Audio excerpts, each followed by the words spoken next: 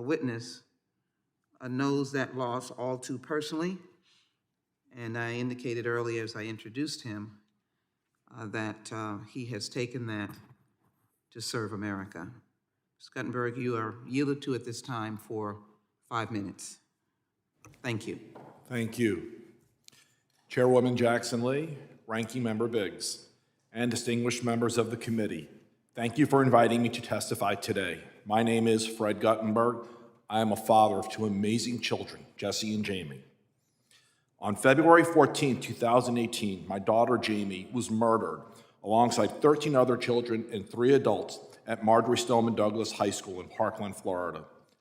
My son Jesse, now 20, lives with the permanent scars of having heard his sister get shot.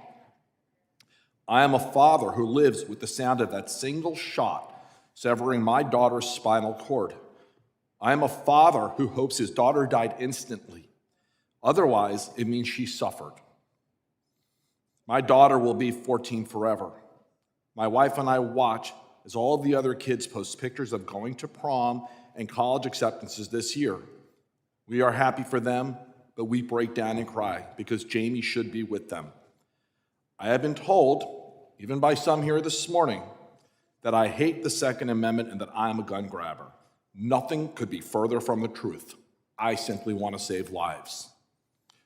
My daughter was killed in a mass shooting, the kind we have seen over and over again in elementary schools, middle schools, high schools, colleges, concerts, movie theaters, grocery stores, bars, businesses, the list goes on, where a shooter is armed with an assault weapon and a large capacity magazine. These are weapons of war designed to kill as many people as possible, as fast as possible, and that's why they've become the weapon of choice for mass murderers. Congress must take action to ban assault weapons and large capacity magazines, which have killed thousands of innocent Americans. Mass shootings, like the one where my daughter was murdered, get a lot of attention, but they account for just a small percentage of American gun violence. 40,000 people die every year. That's over 100 a day in incidents of domestic and community violence, hate crimes, suicide, and unintentional shootings all across the country. In fact, in the time that it takes me to read this statement, somebody is getting shot right now. My friends, Kristen and Mike Song, know all too well the tragic consequences of what happens when a firearm is not safely stored. In 2018, their son Ethan, just 15, was unintentionally shot and killed after accessing an unsecured gun in a neighbor's house. This is not an anomaly in America. Every day, 8 children and teens are unintentionally shot by unsecured loaded firearms found in a home. It's estimated that 4.6 million children live in homes with at least one unsecured gun. No one should know the pain of losing a child to a gun. We can and we must do better. I've been partnering with Brady, one of the nation's oldest gun violence prevention organizations, and they have led the End Family Fire program, a national education campaign by gun owners for gun owners on the importance of safe storage. Family fire is a shooting involving an improperly stored or misused gun found in the home, and it's one of the biggest contributors to gun deaths every year. Safe firearm storage provides a life-saving barrier between children or those in crisis from accessing guns, significantly decreasing the risk of family fire.